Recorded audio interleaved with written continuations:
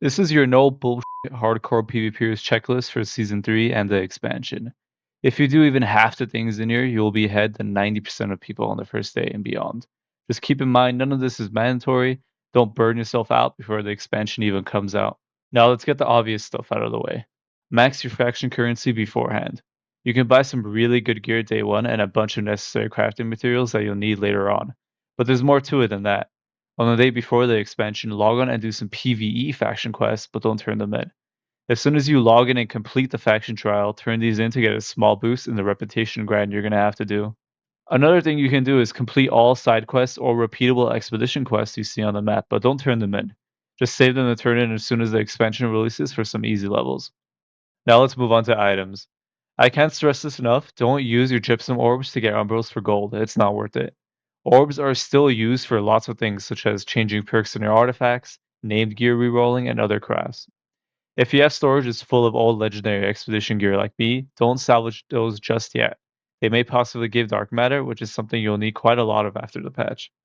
Stock up on at least 10 to 20 rune glass cases for your new gear. There are going to be thousands of people on your server getting new gear and trying to put new gems on it.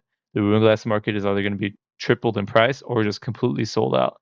You don't want to be stuck with no gems in your shiny new gear, trust me. You don't want to have to go to Brimstone and farm mats when you should be in Elysian Wilds. Next up, buy crafting mods for the perks you know you might possibly use. I'm buying the crafting mods for Exhausted Exploitation, Shirking Energy, Refreshing, Health, and all my skill perks.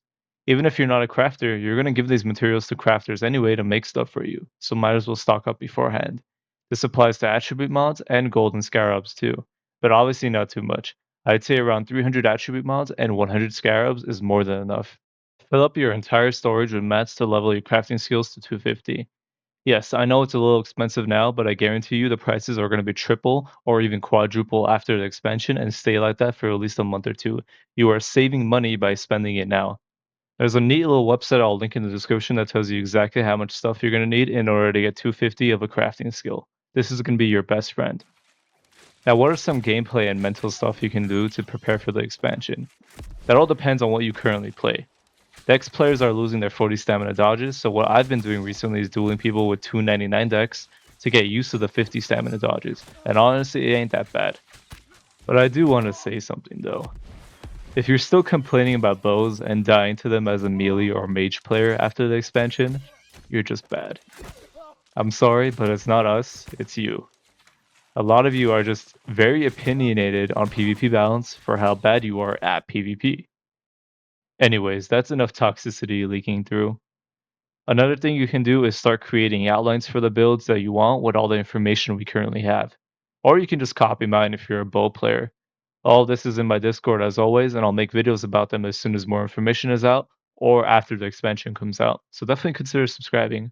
Just a little over a month ago, I was only at 5k subs. I honestly thought I'd reach 10k when a new MMO came out, so to be playing New World and growing at this rate, I couldn't be happier. I seriously can't wait to make more entertaining PvP videos for you guys. I'm grateful for each and every one of you, even that one dude who is publicly subscribed to me and leaves a hate comment every video.